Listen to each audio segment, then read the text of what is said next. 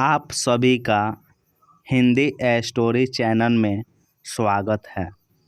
दोस्तों, आज के वीडियो में माँ कालरात्रि की कथा बताने वाले हैं।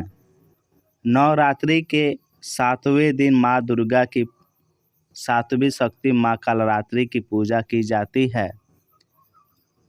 पौराणिक कथा के अनुसार रक्तबीज जब सभी देवताओं को पराजित कर उनके राज्य को छीन लिया, तब सभी देवता दानवों की शिकायत लेकर महादेव जी के पास गए। भगवान शिव शंकर ने अपने पास आए हुए सभी देवतागण से उनके आने का कारण पूछा।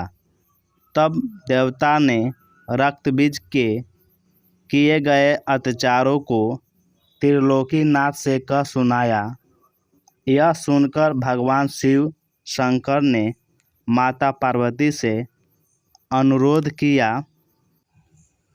कि हे देवी, तुम तुरंत उस राक्षस का संहार करके देवताओं को उनके राजभोग वापस दिलाओ। रक्तबीज को वरदान प्राप्त था कि उसके रक्त की हर एक बूंद जो भूमि पर गिरेगी, उससे एक और रक्तबीज जन्म ले लेगा। जब माँ दुर्गा रक्तबीज का वध कर रही थी, उस वक्त रक्तबीज के शरीर से जितना रक्त भूमि पर गिरता था, उससे वैसे ही सैकड़ों दानव उत्पन्न हो जाते थे। तब देवी पार्वती ने वहाँ साधना की। माता के साधना की तेज से कालरात्रि उत्पन्न हुई। तब माँ पार्वती ने कालरात्रि से उन राक्षसों को खा जाने का निवेदन किया। जब माता ने उसका वध किया तो उसका सारा रक्त पी गई और रक्त की एक बूंद भी भूमि पर गिरने नहीं दी। इसलिए माता के इस रूप में उनकी जीभ रक्त रंजित लाल है।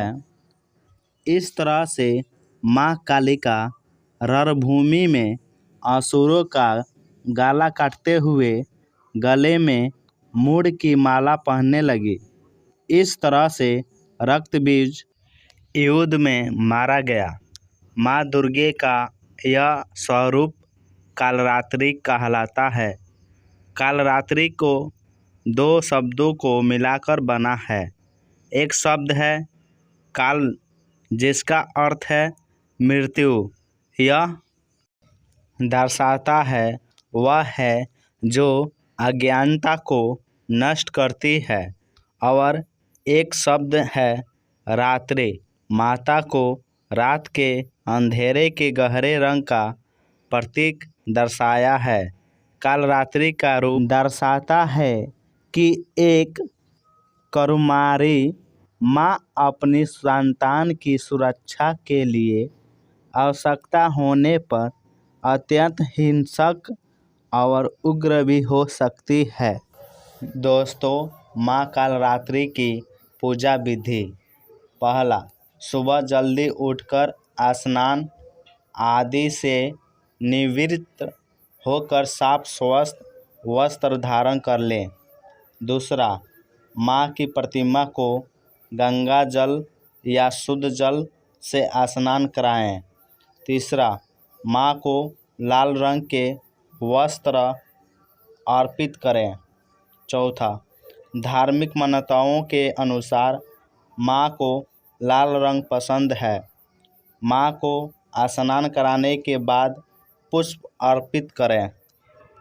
माँ को रोली कुमकुम लगाएं।